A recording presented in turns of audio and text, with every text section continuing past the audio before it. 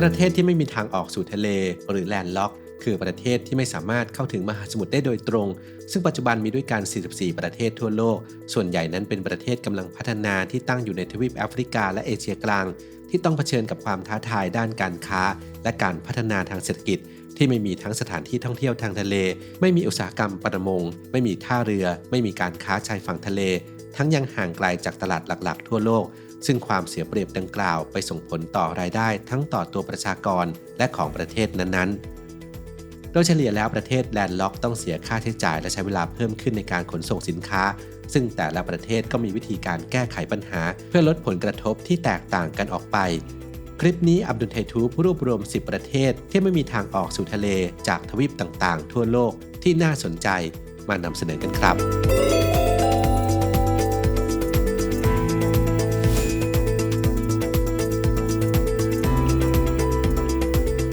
1. เติร์กเมนิสถานทวีปเอเชียประเทศเติร์กเมนิสถานถูกล้อมรอบด้วยประเทศ4ประเทศคือคาซัคสถานอุซเบกิสถานอัฟกานิสถานอิหร่านและทะเลสาบแคสเปียนซึ่งเป็นทะเลปิดที่ตั้งอยู่ทางทิศตะวันตกของประเทศเป็นทั้งทะเลสาบน้ำเค็มและแหล่งน้ำที่ใหญ่ที่สุดที่ถูกปิดล้อมด้วยแผ่นดินทุกด้านตั้งอยู่ตรงกลางระหว่างเอเชียกับยุโรปประเทศเติร์กเมนิสถานมีสัดส่วนของประชากรต่อพื้นที่เบาบางที่สุดในทวีปเอเชียรายได้หลักของประเทศได้มาจากการส่งออกก๊าซธรรมชาติโดยมีท่าเรือนานาชาติระหว่างประเทศในเมืองเติร์กเมนบาชีทางตะวันออกของทะเลแคสเปียนทำหน้าที่เป็นประตูน้ำในการเชื่อมโยงเอเชียกลางกับยุโรปทั้งทางทะเลด้านการโดยสารและขนส่งสินค้าเชื่อมโยงไปยังประเทศอาเซอร์ไบจานคาซัคสถานและรัสเซีย 2. คาซัคสถานทวีปเอเชียประเทศคาซัคสถานเป็นประเทศที่ไม่มีทางออกสู่ทะเลที่มีขนาดใหญ่ที่สุดในโลกมีพรมแดนติดต่อกับประเทศ5ประเทศได้แก่รัสเซียคีร์กิสถานอุซเบกิสถานเติร์กเมนิสถานจีนและมีทางออกสู่ทะเลสาบแคสเปียนเป็นรัฐข้ามทวีปที่ตั้งอยู่ในเอเชียกลางและกินพื้นที่บางส่วนของยุโรปตะวันออกความหนาแน่นของประชากรที่อาศัยในคาซัคสถานถือว่าเบาบางหากเทียบกับขนาดของพื้นที่ที่กว้างขวางเป็นอันดับ9ของโลกเป็นศูนย์กลางทางเศรษฐกิจของเอเชียโดยมีน้ำมันและก๊าซธรรมชาติเป็นทรัพยากรสำคัญและรายได้หลักของประเทศซึ่งส่งออกผ่านทางท่อลำเลียงผ่านประเทศอาเซอร์ไบจานอิหร่านและรัสเซียแต่ทว่าต้องเผชิญกับปัญหาด้านต้นทุนของท่อที่มีราคาสูง 3. อุซเบกิสถานทวีปเอเชียอุซเบกิสถานเป็นหนึ่งใน2ประเทศที่ไม่มีทางออกสู่ทะเลที่ถูกห้อมล้อมด้วยประเทศที่ไม่มีทางออกสู่ทะเลอีกชั้นหนึ่งคือดับเบิลแลนด์ล็อกโดยมีพรมแดนติดกับประเทศอัฟกานิสถานคาซัคสถานคีร์กิสถานทาจิกิสถานและเติร์กเมนิสถานมีทางออกสู่ทะเลอารัลซึ่งเป็นทะเลปิดฝ้ายไข่มุกธรรมชาติและแร่ธาตุที่มีมูลค่าคือสินค้าส่งออกที่สร้างรายได้หลักให้กับประเทศรองลงมาเป็นก๊าซธรรมชาติน้ำมันและถ่านหินซึ่งดึงดูดนักธุรกิจหลายรายให้เข้ามาลงทุนทำให้อุซเบกิสถานเป็นประเทศที่ล้างภาพจำที่ว่าประเทศที่ไม่มีทางออกสู่ทะเลมักจะเสียเปรียบในหลายๆด้านเพราะอุซเบกิสถานมีอัตราการว่างงานที่ต่ำมากกว่าครึ่งของประชากรในวัยแรงงานเป็นคนหนุ่มสาวอีกทั้งยังเป็นประเทศที่ปลอดภัยติดอันดับ5ของโลกจากการจัดอันดับโดยการล็อบในปี 2018 นอกจากนี้อุซเบกิสถานยังถือเป็นศูนย์กลางของเส้นทางสายไหมเส้นทางใหม่ในยุคปัจจุบันหรือ1แถบ1เส้นทางที่ริเริ่มโดยประเทศจีนทำให้อุซเบกิสถานยังคงมีศักยภาพในการพัฒนาเศรษฐกิจของประเทศให้เติบโตได้อย่างต่อเนื่อง 4. ซานมาริโนทวีปยุโรปซานมาริโนประเทศที่มีขนาดเล็กที่สุดเป็นอันดับ3ของทวีปยุโรปได้รับการขนานนามว่าเป็นสาธารณรัฐอันสงบสุขยิ่งซานมาริโนตั้งอยู่บนยอดเขามอนเตติตาโนซึ่งเป็นส่วนหนึ่งของเทือกเขาแอปเพนไนน์ด้วยตำแหน่งที่ตั้งอันโดดเดี่ยวทำให้ประเทศซานมาริโนเป็นรัฐที่เป็นเอกราชมาหลายศตวรรษอีกทั้งพรมแดนทุกๆด้านของประเทศเล็กๆบนเทือกเขาแห่งนี้ถูกล้อมรอบด้วยประเทศอิตาลีเพียงประเทศเดียวจึงไม่มีทางออกสู่ทะเล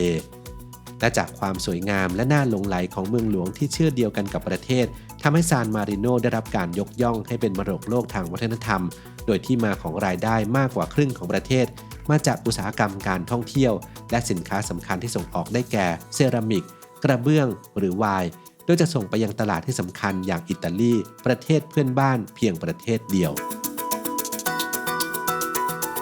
5. นครรัฐวาติกันทวีปยุโรปวาติกันประเทศที่เล็กที่สุดในโลกและยังเป็นประเทศที่ไม่มีทางออกสู่ทะเลที่เล็กที่สุดในโลกอีกด้วยตั้งอยู่ใจกลางกรุงโรมของประเทศอิตาลีแต่ทว่าเป็นประเทศเอกราชแยกต่างหากจากอิตาลีโดยมีพื้นที่ทั้งหมดเพียง 0.44 ตารางกิโลเมตรเท่านั้นวิหารวาติกันเป็นที่ประทับของพระสันตะปาปาประมุขผู้ทรงอำนาจสูงสุดในคริสตศาสนานิกายโรมันคาทอลิกทำให้นครรัฐวาติกันจึงเป็นเสมือนดินแดนศักดิ์สิทธิ์และการที่ไม่มีพรมแดนติดทะเลไม่ได้ส่งผลต่อเศรษฐกิจของประเทศเนื่องจากรายได้หลักมาจากการสนับสนุนทางการเงินขององค์กรคริสตศาสนานิกายโรมันคาทอลิกทั่วโลกซึ่งเงินรายได้นี้เรียกว่าปีเตอร์สเพนส์ 6. เลโซโธทวีปแอฟริกาเลโซโธหรือราชอาณาจักรเลโซโธตั้งอยู่ทางตอนใต้ของทวีปแอฟริกาภูมิประเทศส่วนใหญ่เป็นภูเขาและยอดเขาที่สูงที่สุดนั้นมีความสูงอยู่ที่ 3,482 เมตรเหนือระดับน้ำทะเลทำให้ดินแดนแห่งนี้เป็นอาณาจักรหิมะแห่งทวีปแอฟริกาพรมแดนทุกด้านของเลโซโธถูกล้อมรอบด้วยประเทศแอฟริกาใต้เพียงประเทศเดียวจึงไม่มีทางออกสู่ทะเลทำให้ความสัมพันธ์ระหว่าง2ประเทศมีความสำคัญอย่างมากเนื่องจากการติดต่อโลกภายนอกของเลโซโธนั้นขึ้นอยู่กับประเทศแอฟริกาใต้โดยประเทศเลโซโธมีทรัพยากรล้ำค่าอย่างน้ำที่ถูกส่งให้ประเทศแอฟริกาใต้เกิดเป็นรายได้หลักและการจ้างงานของประชากรในประเทศ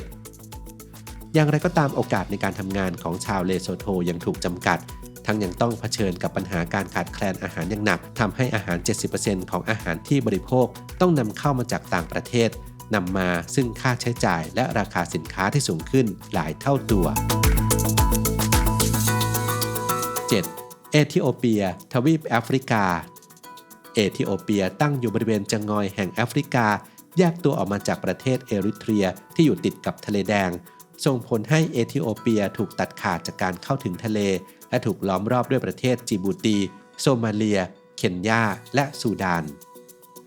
ภูมิประเทศที่แห้งแล้งของเอธิโอเปียเป็นต้นกำเนิดของกาแฟอาราบิก้าพันธุ์ดีที่หลากหลายเช่นเอธิโอเปียฮาราที่มีกลิ่นคล้ายไวน์บลูเบอรี่เข้มข้นเป็นกาแฟที่หาไม่ได้จากประเทศอื่นและเป็นสินค้าส่งออกที่สำคัญรายได้หลักของเอธิโอเปียมาจากผลผลิตทางการเกษตรและต้องขอบคุณข่าวดีชายเลี้ยงแพะช่างสังเกตผู้ที่ค้นพบกาแฟคนแรกของโลกเพราะเอธิโอเปียมีกาแฟเป็นพืชเศรษฐกิจที่สำคัญที่สร้างรายได้ให้กับประเทศแต่ประชากรในประเทศส่วนมากเผชิญกับปัญหาอดอยากอีกทั้งปัญหาโลกร้อนยังส่งผลกระทบต่อประชากรที่นอกจากจะทำให้ผลผลิตทางการเกษตรลดลงแล้วยังส่งผลต่อปริมาณอาหารของประชากรในประเทศอีกด้วย 8. ปารากวัยทวีปอเมริกาใต้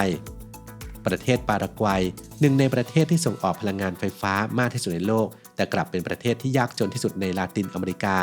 แม่น้ำปารานาและแม่น้ำปารากวัย2แม่น้ำสายหลักที่แบ่งประเทศปารากวัยออกเป็น2ภูมิภาคเป็นที่อยู่ของปลาหลากหลายสายพันธุ์แต่ปารากวัยก็ไม่มีอุตสาหกรรมประมงเชิงพาณิชย์ขนาดใหญ่เนื่องจากถูกจำกัดด้วยตำแหน่งภูมิศาสตร์คือการไม่มีทางออกสู่ทะเลเพราะถูกห้อมล้อมด้วยประเทศโบลิเวียบราซิลและอาร์เจนตินา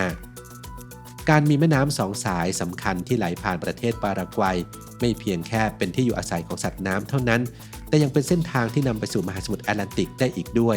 มีพืชเศรษฐกิจคือถั่วเหลืองและผลิตภัณฑ์จากเนื้อสัตว์และนมโดยส่งออกให้กับประเทศคู่ค้าอย่างบราซิลอาร์เจนตินาซึ่งเป็นประเทศเพื่อนบ้านและส่งไปยังสหภาพยุโรป 9. ฮังการีทวีปยุโรปฮังการีตั้งอยู่ในตอนกลางของยุโรปบริเวณที่ราบพันโนเนียนเป็นประเทศที่ไม่มีทางออกสู่ทะเลเพราะถูกล้อมรอบด้วยสโลวาเกียยูเครนโครเอเชียเซอร์เบียมอนเตเนโกรโรมาเนียออสเตรียและสโลวีเนียโดยมีแม่น้ำดานูบสายน้ำแห่งชีวิตของชาวยุโรปไหลพาดผ่านประเทศซึ่งทอดตัวยาวไปถึงทะเลดำออกไปยังมหาสมุทรแอตแลนติกผ่านทางทะเลเมดิเตอร์เรเนียนถึงแม้ฮังการีจะเสียเปรียบด้านตำแหน่งของภูมิประเทศที่ไม่ติดทะเลแต่ทว่าการถูกรายล้อมด้วยประเทศที่พัฒนาแล้วในยุโรปทำให้สามารถเป็นจุดเชื่อมต่อของชาติพันธุ์ต่างๆในยุโรปนำมาซึ่งทรัพยากรที่สำคัญที่สุดของประเทศคือทรัพยากรมนุษย์ซึ่งเป็นยุทธศาสตร์ในการพัฒนาประเทศของฮังการีนอกจากนี้ฮังการียังเป็นหนึ่งในฐานการผลิตชิ้นส่วนและประกอบยานยนต์ไฟฟ้าของโลกโดยเฉพาะแบตเตอรี่รถยนต์ไฟฟ้าซึ่งเป็นอุตสาหกรรมดาวรุ่งที่มีแนวโน้มเติบโตขึ้นอย่างต่อเนื่อง 10. ลิกเทนสไตน์ทวีปยุโรปลิกเทนสไตน์หนึ่งในประเทศที่เล็กที่สุดของยุโรปที่ไม่มีสกุลเงินหรือภาษาเป็นของตนเองพื้นที่ส่วนใหญ่ของประเทศเป็นส่วนหนึ่งของเทือกเขาแอลป์ที่สูงชัน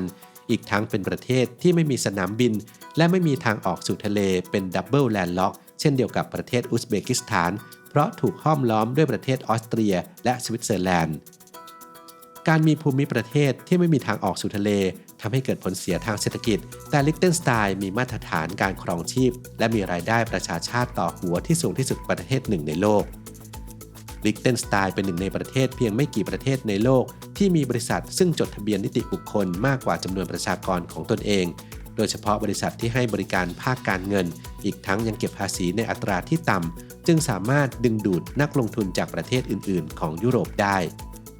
นอกจากนี้สัดส่วนผู้ว่างงานของลิกเทนสไตน์ต่ำมากคนงานส่วนใหญ่เดินทางมาจากประเทศอื่นอุตสาหกรรมหลักของประเทศลิกเทนสไตน์ก็คือชิ้นส่วนอิเล็กทรอนิกส์การผลิตโลหะโดยสินค้าส่งออกที่สร้างรายได้หลักให้ประเทศคือชิ้นส่วนรถยนต์และอุปกรณ์ที่ใช้ในงานด้านทันตกรรม